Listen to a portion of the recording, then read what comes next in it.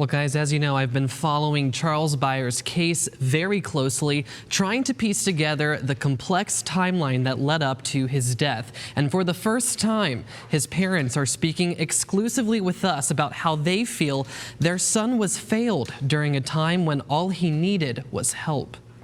You know, I hate talking about Charlie in the past tense. There's not a day that goes by where Peggy and Michael Byers don't feel the heartbreak. There will forever be a hole in our hearts Of losing their son, Charlie Byers, a loss they believe was completely preventable. He should be here with us right now.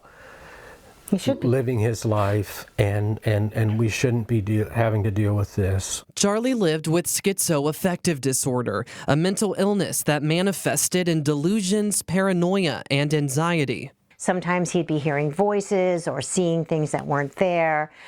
He would stop making sense. And on July 5th, Peggy could tell he was having an episode, so she drove him to HCA's Chippenham Hospital to get him help, not knowing that'd be the last time she'd ever see her son again. Because 3 days later, officers showed up at their home to say Charlie had been shot and killed by Chesterfield police. And I said, well, that's not possible because he's at Tucker.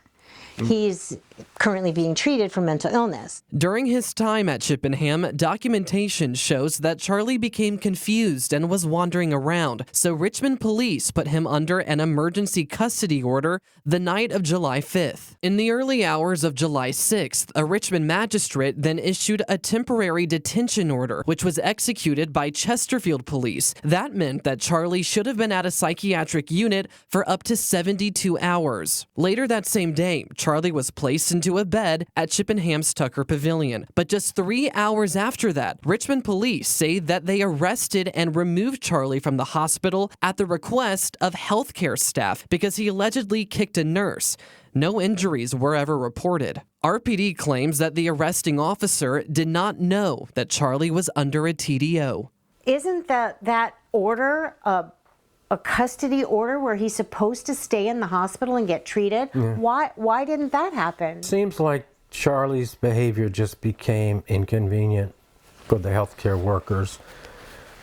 And that was a behavior you would expect of somebody in mental health crisis, and they used the police to get him out. RPD then took him to the city jail, where he went before a Richmond magistrate on an assault charge. The magistrate let Charlie out back into the public on his own recognizance the night of July 6th. It's just failure upon failure upon failure. Like, where is the communication? Somehow, Charlie made it to Chesterfield County on July 8th. That afternoon, police say he tried to break into homes on Wycliffe Court, just a half a mile from his house. Peggy and Michael believe that he was trying to come home, but was confused. The detective told us that he was on somebody's front porch trying to open a window, and the woman, the homeowner, opened the window upstairs and said, "What are you doing?" And he said, my parents live here.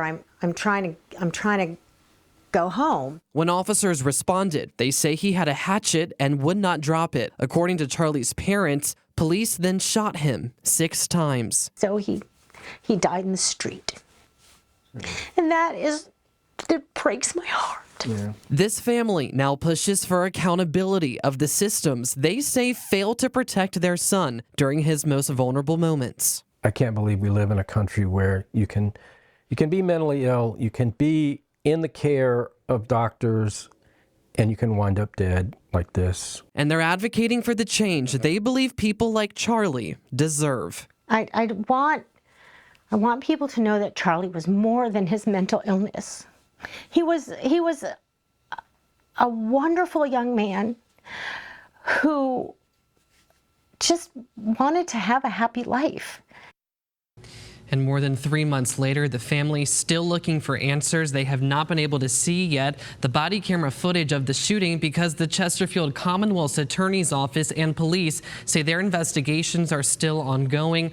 Tucker Pavilion is under investigation by state and federal agencies, and we are still waiting on those outcomes as well.